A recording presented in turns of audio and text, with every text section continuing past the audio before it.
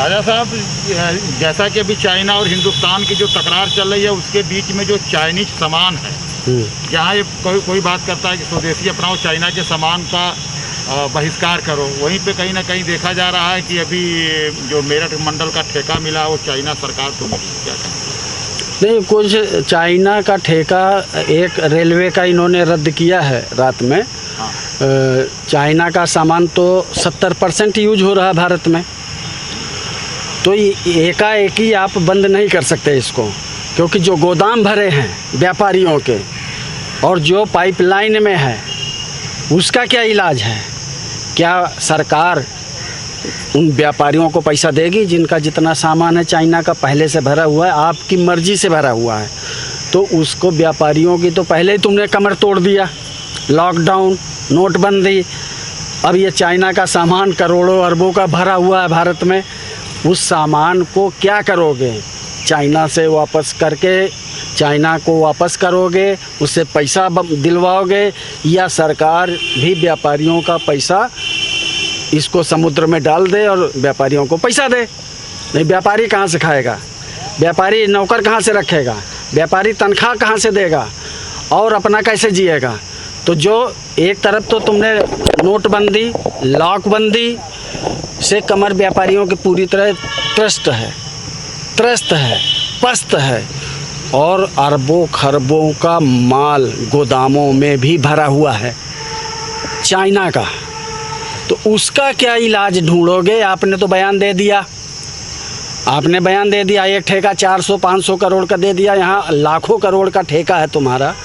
हमने तो सुना है कि करोड़ों अरबों खरबों का ठेका है चाइना के पास भारत का, और 70% रॉ मटेरियल चाइना से आता है, तो उसकी पहले व्यवस्था करो तब। जो नौजवान जनरेशन है वो लगातार चाइनीज़ ऐप का ही इस्तेमाल करते हैं, उस वजह से भी जो चाइना है बहुत ज़्यादा रेवेन्यू जनरेट करता है।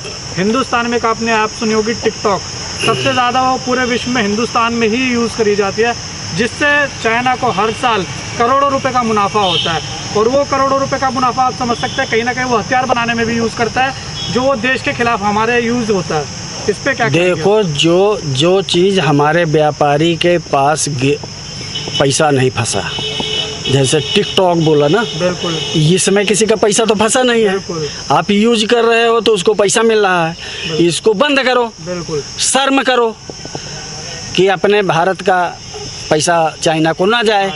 लेकिन जो व्यापारी फंसा है वो भी हमारा भारत का ही नागरिक है, हमारा ही भाई है। वो किसी भी तरह से, अगर वो जैसे सुशांत ने उसका व्यापार बंद हो गया तो सुसाइड कर लिया ना, तो ऐसे ही करोड़ों व्यापारी ना सुसाइड कर लें, इसके लिए भी सरकार कोई रास्ता निकाले, या तो फिर सारे व्यापारियों को पैसा दे दे जितने का। राजा जी, पहले कोई रास्ता निकाला जाए, उसके बाद ये चाइना चीज़ बंद होए।